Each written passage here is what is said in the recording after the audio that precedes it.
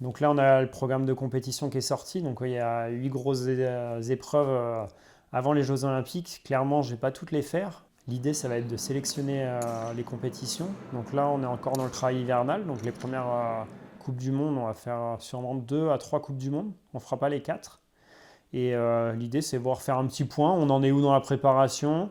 On réajuste. On sait que déjà, le travail de fond, il y est. Je suis bien, j'ai déjà des bons repères. Mais voilà, les épreuves de Coupe du Monde, ça va être une mise en route. Ça va faire depuis septembre que je ne suis pas en compétition. J'ai eu le championnat de France que j'ai gagné, mais ce n'est pas c'est pas la même logique. Là, on va retrouver tout le monde. On va avoir un peu la forme que les autres athlètes aussi ont. Donc cette première phase, ça va être les Coupes du Monde. Se remettre en jambes, voir un peu le niveau, réajuster les curseurs. Sur la deuxième phase, on aura 3 compétitions. La finale de Coupe du Monde, les championnats d'Europe, les championnats du monde. Clairement, je pense qu'aujourd'hui, je vais en faire une. Je ferai les championnats du monde. Une étoile de plus à aller chercher. Ce sera ma dernière grosse épreuve avant les Jeux.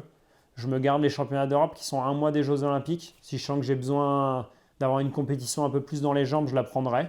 Si je sens que la préparation elle est bien, je continuerai, je resterai à l'entraînement pour garder cette fraîcheur et garder l'envie d'aller aux Jeux Olympiques.